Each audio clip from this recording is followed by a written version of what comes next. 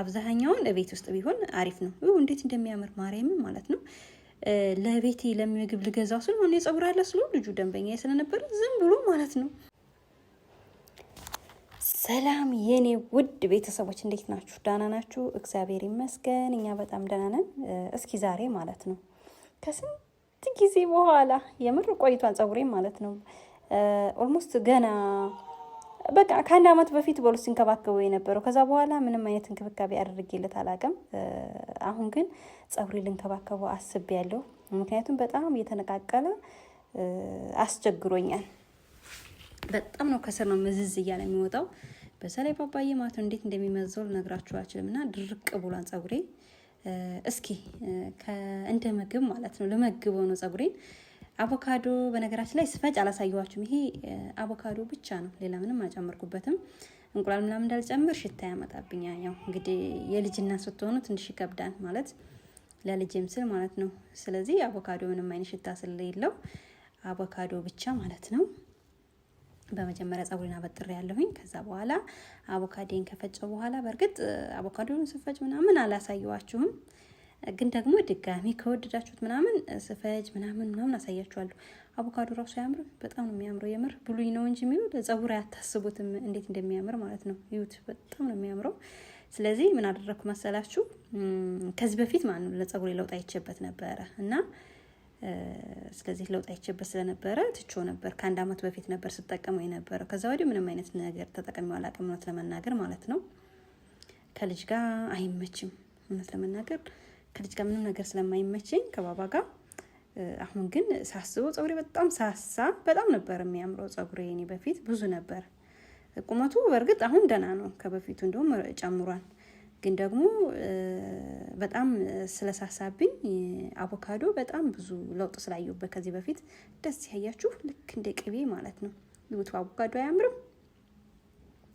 ልክ እንደ ቅቤ እንደዚህ እያደረኩኝ ጸጉሬን እየከፈልኩ በትንሹ እየከፈልኩ በደንብ አድርጌ ማለት ነው እንትን እለዋለሁ፣ አዳርሰዋለሁ ጸጉሬን ውስጡንም ጫፉንም በደንብ ማለት ነው። ማስያጅ እያደረኩኝ ከቻላችሁ እንደዚህ ማስያጅ እያደረጋችሁ ብታደርጉት ወደ ውስጥ በተፈጥሮ አቮካዶ ያው ቅባትነት ስላለው ማለት ነው፣ ቅባት አለው። ስለዚህ እኔ ደግሞ ትንሽ ከመቀባው ቅባት ጨምሬበታለሁኝ እና እንደዚህ እየከፈላችሁ በደንብ ማለት ነው ጸጉራችሁን እንትን ትታላችሁ፣ እንደ ማስያጅ ታደርጉታላችሁ ማለት ወደ ውስጥ ወደ ቆዳችን እንዲገባ ማለት ነው። ከዛ በቃ እንደዚህ እየከፈልኩኝ ማለት ነው በደንብ አዳርሰዋለሁኝ። በደንብ ካዳረስኩት በኋላ እንዴት ከፍዬ ማለት ነው በደንብ እየከፈልኩኝ ነው አቮካዶን በደንብ የምቀባው። ምክንያቱም ዝም ብዬ ካደረኩት ሁሉም ቦታ ላይ ድረስልኝ ስለሚችል ማለት ነው። ግን አቮካዶ አያምርም ማርያም ማለት ነው። እኔ ከምከባው በላይ ማለት ልቀባ ገዛና በቃ ጁሱ ትዝ ሲለኝ ባይዘው የአቮካዶ ጁስ በጣም ነው የምወደው። እኔ ምንም ነገር ቢሆን ቤቴ ውስጥ ነው መስራት የምፈልገው እንጂ ውጭ ላይ አሁን ናቴ ጁስ ልጋብዝሽ ካለኝ አንድም ቀን ማለት ነው ተጋብዤ አላውቅም፣ አልወድም። በቃ ቤቴ ነው ማንኛውም ነገር ቤቴ ገዝቼ ነው በቃ ጁስ ምናምን የምሰራው። ኢቭን ማንኛውንም ምግብ ማለት ነው ፒዛ እንኳን ራሱ ቤቴ ውስጥ ነው የምሰራው ባለው ነገርም ቢሆን ማለት እንደ ውጩ ወይም ደግሞ እንደ ምግብ ቤት እንትን ላይ ይችላል፣ ሁሉም ነገር ላይ ኖር ይችላል። ቢሆንም ግን በምችለው መጠን የማገኘውን ነገር አድርጌ እቤቴ እያንዳንዱ ነገር እቤቴ ነው የምሰራው። ባይዘው ጁስ ነገሮች እንኳን 3 ትልልቅ አቮካዶ አልሰጠኝም። ከዛ እኔ ደግሞ ማለት ነው በቃ ዛሬ መወሰን አለብኝ አልኩኝ። እቤት አምጥቼ ለጸጉር ያስቤው ሳበቃ ልክ ክፍል ሳደርገው ውስጡ እንዴት እንደሚያምር ለነግራችሁ አልችልም። ከዛ በቃ ለምን ጁስ አንጠጣው ምናምን እላለሁ እና ዛሬ ግን ወስኜ ያው ጸጉሬን በጣም ስላሳዘነኝም ማለት ነው በጣም ከስሩ እየተመዘዘ ስላስቸገረኝ በቃ መቀባት አለብኝ ብዬ ወስኜ ብዙ ነገሮች ይደረጉበት ነበር። ባይዘው ብዙ ነገሮችን እዚህ ጋር ማጨመር ትችሉ ነበር። ኢቭን የአቮካዶ ቅባት ጭቃ ቅባት አለ፣ እሱ ራሱ አብራችሁ እንደምትሉት ብትቀላቅሉት አሪፍ ነው ማለት። እኔ ከዚህ በፊት ስጠቀም እንደዛ ነበር የምጠቀመው። አሁን ግን ዝም ብዬ ማለት ነው አቮካዶን ብቻ ነው እንትን ያልኩ ለጊዜው ማለት ነው። ከዚህ በኋላ ግን ለውጥ ካየሁበት ማለት ከዚህ በፊት ለውጥ አይቼበታለሁ እንደነገርኳችሁ፣ ግን ኦልሞስት ከአንድ አመት በፊት እንደነገርኳችሁ ባባዬን ሳላረግዝ በፊት በቃ ከአረብ ሀገር እንደመጣው ሰሞን ጸጉሬ በጣም ነበረ ማለት ውሃውን አልስማማው ብሎ ይሁን አላቅም በደንብ ሲረግፍ ነበር። የዛን ሰዓት ጀምሬው ለውጥ አይቼበት ነበር። አሪፍ ነው ነበረ። ከዛ በኋላ አባባዬ ከተረገዘ በኋላ ደግሞ ያው ድካም ምናምን አለ። አይመቻችሁም እውነት ለመናገር ከልጅ ጋር ነፍሰ ጡር ናችሁም ወልዳችሁም ብዙ ጊዜ አይመችም።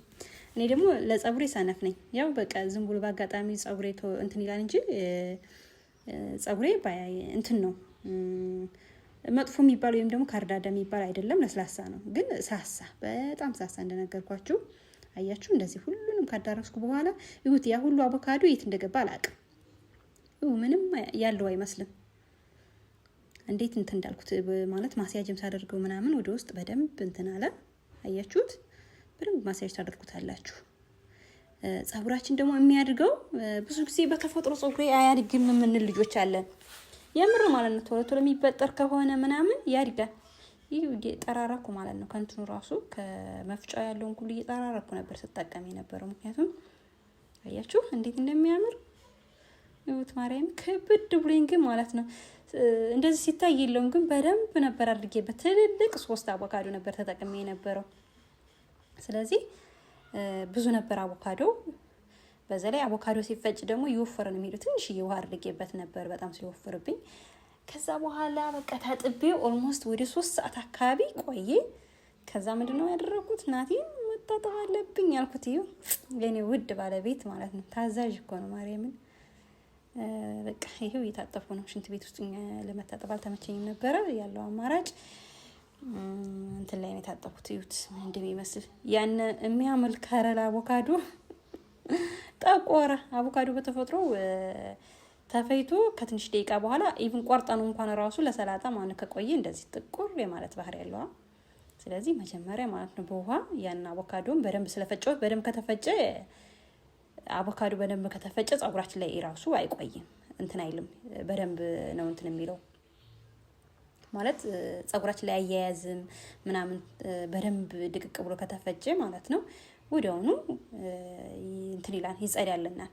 ስለዚህ በቃ ስንፍና እንዳይመስላችሁ እንትን ማበጠሪያ ልክ እየቀያየርኩ ነበር ጸጉሬን ሳበጥር የነበረው።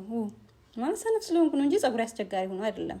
ያም በጣም ለስላሳ ነበር ግን ስንፍናዬ ማበጠሪያ እየቀያየርኩ ነበር ታደርግ የነበረው።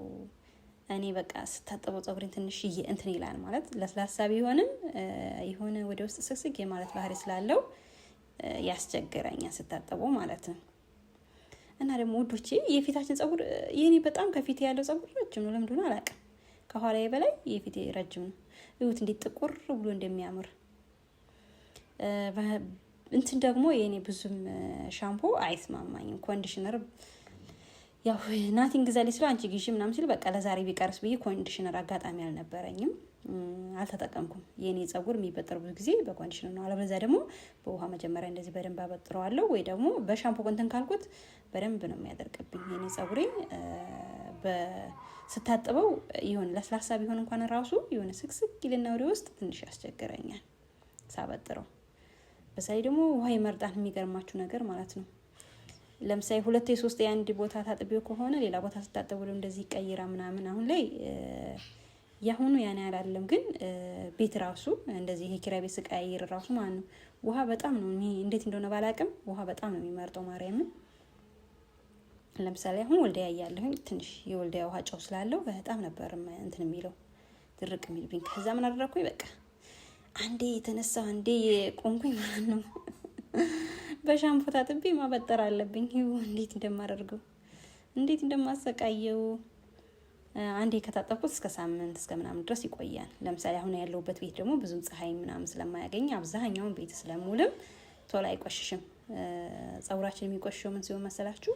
የሆነ ፀሐይ ሲያገኘን አቧራ ምናምን እንደዚህ ሲያገኘው ነው እንጂ የኔ ማለት ነው ምንም አይነት ቆሻሻ የለውም። ግን ይነቀል ነበር ዝም ብሎ ሳምንት 15 ቀን ባቆየው ምንም አይሆንም የኔ ጸጉር። ይኸው አያችሁ እንደዚህ ማለት ነው። ብዙም ቆሻሻ አልነበረም። ያው የእንትኑ የአቮካዶ ካልሆነ በስተቀር ያን ያህል ቆሻሻ አልነበረም። አያችሁት ናቲ ማለት ነው። በስማ አመላልሰዋለሁ ማለት ነው። ውሃውን ራሱ ይድፋለዋለሁ ከዛ ደግሞ ተመልሱ ደግሞ ውሃ ማለት ነው። በነገራችን ላይ እኔ ሻወርም ስወስድ የሆነ ፀጉሬንም ስታጠብ ብዙ ውሃ ነው፣ ትንሽ ውሃ አይጠቅመኝም። ይኸው አሁን ይሄ 20 ሊትር ውሃ ነበረ ኦልሬዲ ማለት ነው አልቆብኝ ራሱ እናቴ ሌላ ውሃ ምናምን ያመጣልኛል። አያችሁት? እዩት እንደዚህ በደንብ ማለት ነው። በነገራችን ላይ ሻምፖ መጥፎ ነው፣ ያደርቃን ፀጉር ታውቃላችሁ። በደንብ አድርገን እንትን ካላል ነው ካልተለቃለቅ ነው ማለት ነው እንትን ይላል። ሻምፖ በተፈጥሮ ፀጉርን ያደርቃል በደንብ ማለት ነው። በደንብ ውሃውን እየጨመርን እንትን ማለት አለብን፣ ማለቅለቅ አለብን። ገብቷችኋል? አለበለዚያ ግን ሻምፖ ካለው ፀጉራችን በጣም ነው የሚደርቀው። ስለዚህ አሁን እንደዚህ እንትን ካልኩ በኋላ የተወሰነ አበጣጥረውና የተወሰነ ውሃው እንዲረፍልኝ ማለት ነው እንደዚህ በጠር አድርገዋለሁ። ከዛ ምንድነው የማደርገው ቀጥታ ማለት ነው ፀጉሬን ጠመዝዘውና በፎጣ ለተወሰነ ሰዓት ማለት ነው በፎጣዬ እንትን እለዋለሁ። እኔ ብዙ ጊዜ በፎጣዬ አደርቀዋለሁ የተወሰነ ማለት ነው። በቃ 10 ደቂቃ ምናምን በፎጣ ሸፍኝ ያስቆየውና እዩ። ከዛ ምንድነው የማደርገው ቅባት እየቀባሁኝ እንደገና ማለት ነው። እዩ ቅባቴ ራሱ ትንሽ ነው የቀረው። እዩ እንደዚህ ማለት ነው። በደንብ ቅባት እየቀባሁኝ በርጥቡ በደንብ ሳይደርቅ ምን አድርገዋለሁ በደንብ አድርጌ አበጥረዋለሁ ማለት ነው። በደንብ ወከን ውሃው ብታደርጉ ቅባቱ የሆነ እንትን ይላል፣ ፀጉራችን አይደርቅም። ገብቷችኋል? እዩ አሁን ይሄ ውሃ አለው። እዩ እንዲተፈረዘ ነው እንደምታዩት ማለት ነው። በደንብ እንትን አላለም፣ አልደረቀም። ግን ደግሞ ግዴታ እንትን ማለት አለበት። ቅባት በደንብ እያደረጋችሁ በቃ ለ3 ቦታ ለ4 ቦታ እንደዚህ እንደ ቁጥጥር ብትሰሩት አሪፍ ነው። ከዛ ምን ይሆናል መሰላችሁ? ለስለስ ይላል። በሁለተኛው ቀን ወይ ደግሞ በቃ በተመቻችሁ ሰዓት በማግስቱም ቢሆን ማለት ነው እንደዚህ እንትን ያለውን እዩት። እንግዲህ ልዩነቱን የተበጠረውና ያልተበጠረው ከኋላ ያለውን ታዩታላችሁ። ድጋሚ እንትን ስለአያችሁ እንደዚህ ማለት ነው።